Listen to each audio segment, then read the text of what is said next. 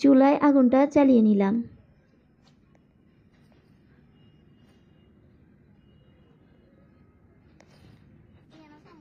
এখন একটি পাতিলে তেল ঢেলে দিলাম। তেলটা একটু গরম হয়ে আসলে মরিচ কুচি, পেঁয়াজ কুচি এবং রসুন কুচি দিয়ে দিলাম। এখন একটু নাড়াচাড়া করে নিলাম। এখন মাছের টুকরোগুলো দিয়ে দিলাম।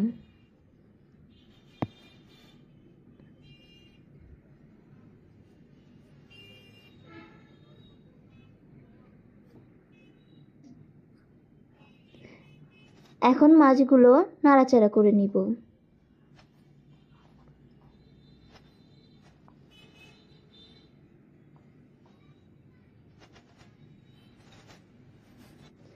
এখন হলুদ গুঁড়ো, লবণ, মরিচ গুঁড়ো এবং মশলা দিয়ে দিলাম।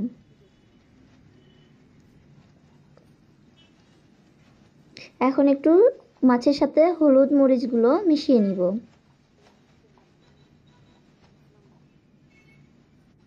একটু ভাজা ভাজা হয়ে আসলে শিমের বিচিগুলো দিয়ে দিব।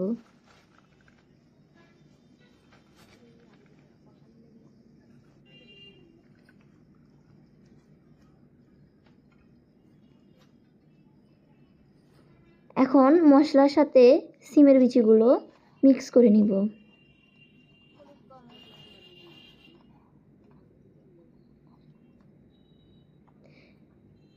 এখন একটু শুকনো শুকনো হয়ে গিয়েছে, তাই পানি দিয়ে দিলাম।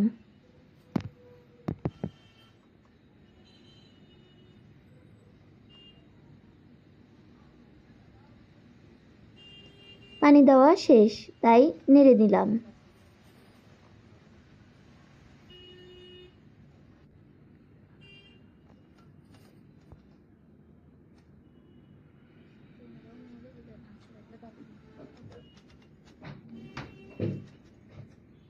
এখন ঢাকনা দিয়ে ঢেকে দিব।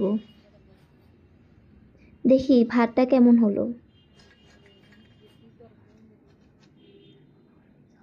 এখনো হয়নি, আরেকটু জাল দিতে হবে। এখনো কাঁচা কাঁচা রয়ে গিয়েছে।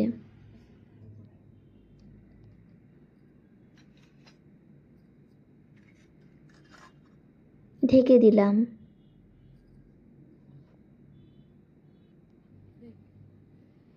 এখন মাছগুলো দেখি কেমন হলো। একটু নাড়াচাড়া করে নিই।